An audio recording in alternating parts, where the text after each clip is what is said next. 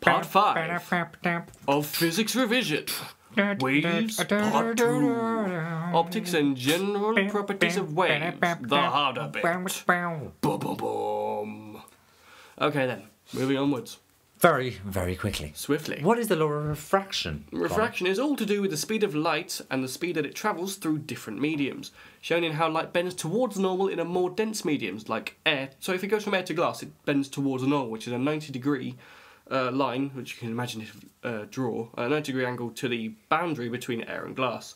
So it bends towards the normal if it goes from a less dense to a more dense, and it goes away from the medium if it goes from a more dense to a less dense medium. Away from the normal, if you do that, yeah. Ooh, the ratio of the sine of the angle of incidence, the angle of incidence, to the angle of refraction is known as the refractive index. Hence the pretty formula. Pretty. There it is. It's so pretty. Which is always the same for the substance, with the refractive index of a vacuum being unos, or 1. Which the refractive index for air is 1.0000. But it's pretty much 1. So we just call it 1. Glass is usually around 1.4 to 1.5, although different glasses vary. You can also gain the refractive index of a substance through the ratio of the speed of light divided by the speed of light in the substance, which is known as a refractive index. As we sort of said, it shows a refractive index, which will always be 1 or more. Look at that pretty formula Will's put up there. Oh, it's so adorable. You can rearrange these equations to get this one. Ta-da! Ta-da! Look at that, it's so shiny.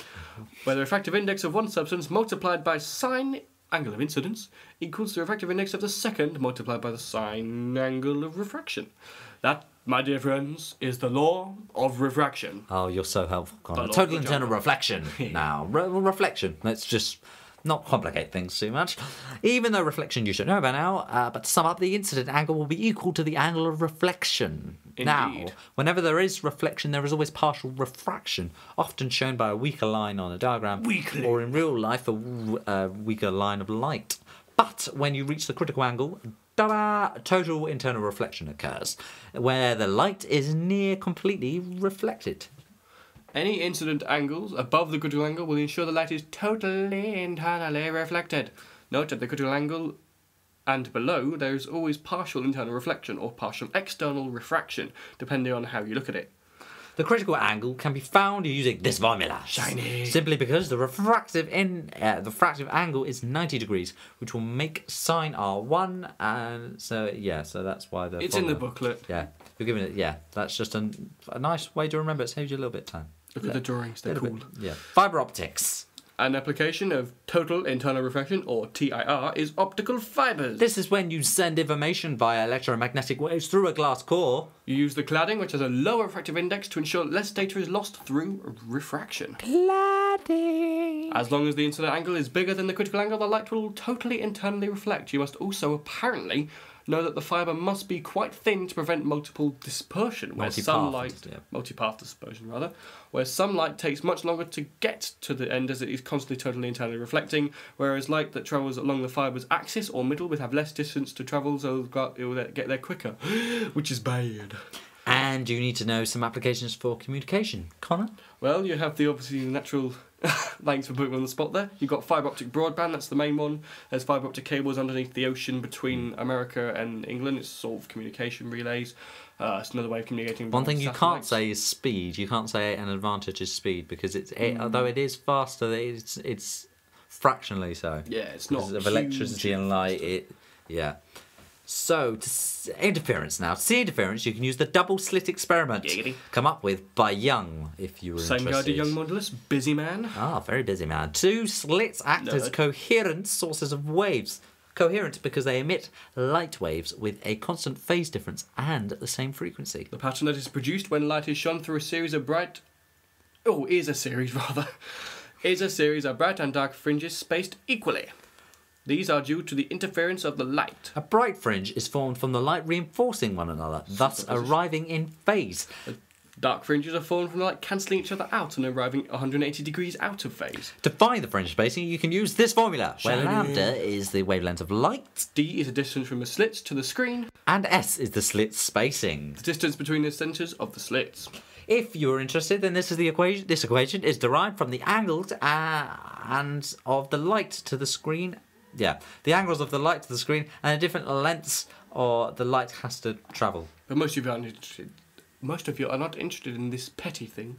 So move on. The fringe spacing will increase if you increase the distance from the slits to the screen, increase the wavelength, or decrease the slit spacing. This will all increase the fringe. Yes, it all makes sense if you look at the diagrams. Yeah, lasers. Apparently, related to this, you need to know about lasers. A convenient source of monochromatic coherent light. Nice, as the light is in phase. Though you have to quote the specification, be aware of safety issues. Don't shine it in your eyes. Yeah, well, let's just say try not to correct your eye problems without paying £395 per eye. And in comparison with non-lasers, light, well, lasers just rule. They're cool. Lasers are cool. Moon unit. Coxes is cool. They got a laser ship. Diffraction now. Inside joke. Which is the spreading of waves when they pass through a gap or by an edge. You know from GCSE about diffraction through a gap. As I expect, you've spent relentless hours drawing incorrect diagrams. Well, there's more to come at AS level. I expect you know that the narrower the gap or the longer the wavelength, the more the waves spread out, and the maximum diffraction happens when the wavelength is the same size as the gap. Wow, I could hear them shouting that at their computer/mobile/tablet/smart TV screens. Okay, we've actually taught them something, possibly. Yay, whatever. Now, using a single slit, you can observe the diffraction pattern thusly. Look at the pretty diagram. And a graph of that tells you how the intensity decreases between each bright fringe. Note the central fringe is twice as wide, and the other fringes are all the same width.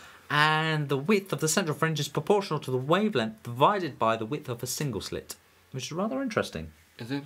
I think it is, personally, but that's my personal opinion. Yes, it is. Diffraction gratings, Mr. Connor Durkin. Oh, diffraction gratings. Our final little mini topic. Mini topic! Nice name. Is diffraction gratings, which for some reason evades the average physician's memory or on a regular, coherent basis. Nice. People forget it. Coherent. I get it. People forget it a lot. Yes. What, I say? Diffraction grating consists of a plate with many closely spaced parallel slits ruled on it. Light passing through the slits is diffracted, and light from the slits reinforce and cancel each other out, making a pretty image. Pretty! Light, when directed normally at a diffraction grating, therefore is only transmitted in certain directions, which we call orders. Order. The central beam is known as the zero order beam, and then out of that, the order goes up by one. So order 1, order 2, etc. Because you're a bit confused, the order numbers is you number the different bright slit. Okay. Fringy. The angle of diffraction between each transmitted beam and the central beam increases as light of a longer wavelength is used or a grating with closer slits is used. Now again, clever physics people, those nerds, have come up with an equation. Ta-da! Here it is. D stands for distance between slits, with theta, not feta, as the cheese again, being the angle light makes from a normal, n being the order number, and lambda being the wavelength of the light. The maximum order number will be where the angle of the normal is 90 degrees. So so the maximum really. Which, when signed, will obviously give you 1. Indeed. This means to find the maximum number of orders, you can use the equation D divided by the wavelength, rounded down to the nearest whole number. And it truly is as easy as that. Maybe. And an application of this is spectral analysis of light from stars, Connor.